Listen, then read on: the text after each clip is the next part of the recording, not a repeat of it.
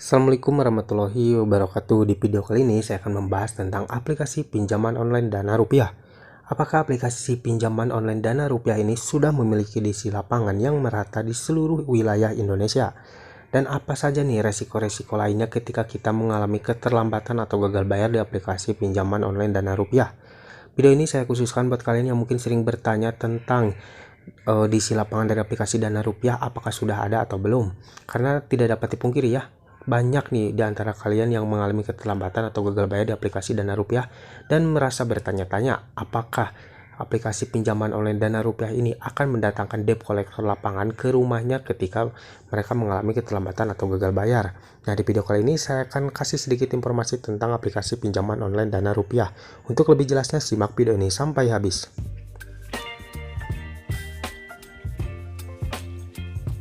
Aplikasi pinjaman online Dana Rupiah ini adalah aplikasi pinjaman online legal yang resmi terdaftar di OJK. Karena masih banyak yang bertanya nih, apakah aplikasi Dana Rupiah ini aplikasi pinjaman online legal atau ilegal? Karena banyak nih yang mengalami keterlambatan atau gagal bayar di aplikasi Dana Rupiah mendapatkan penagihan-penagihan dari DC online-nya itu cukup barbar ya, menyerupai DC dari aplikasi pinjaman online ilegal. Apakah aplikasi Dana Rupiah ini memiliki diisi lapangan di tahun 2023 ini? Sejauh ini untuk aplikasi pinjaman online Dana Rupiah ini memang belum ada diisi lapangan dan juga tidak ada nih informasi yang masuk bahwasannya pernah didatangi oleh diisi lapangan. Bahkan banyak informasi yang masuk nih yang mengalami keterlambatan atau gagal bayar di aplikasi pinjaman online Dana Rupiah ini tidak pernah didatangi oleh debt collector lapangan. Namun perlu kalian ketahui ya, untuk penagihan di aplikasi Dana Rupiah ini, DC online-nya tuh cukup rajin menagih kepada kalian, bahkan cukup barbar juga ya. Karena mereka akan terus menghubungi kalian melalui pesan WhatsApp dan juga akan melakukan spam telepon dengan nomor yang berbeda-beda setiap harinya. Jadi buat kalian yang mengalami gagal bayar atau mengalami keterlambatan di aplikasi Dana Rupiah, kalian jangan kaget kalau mungkin telepon kalian itu akan rame, telepon kalian itu akan berisik dengan pesan-pesan WhatsApp ataupun juga spam telepon dari mereka. Karena untuk penagihan dari aplikasi pinjaman online Dana Rupiah ini cukup gencar dan cukup rajin ya. Karena mungkin dari aplikasi pinjaman online Dana Rupiah ini belum memiliki DC lapangan, makanya untuk DC online-nya tuh memaksimalkan tugas mereka untuk memperingatkan atau menagih tagihannya kepada debitur yang mengalami kemacetan atau mengalami keterlambatan. Jadi mereka akan melakukan segala cara dalam menghubungi kalian tuh agar kalian cepat-cepat membayar tagihannya, termasuk ancaman-ancaman akan dikunjungi oleh debt collector lapangan. Ini yang sering banyak dialami oleh debitur-debitur yang mengalami keterlambatan di aplikasi Dana Rupiah ya. Mereka diancam akan dikunjungi oleh debt collector lapangan untuk menjemput tagihannya.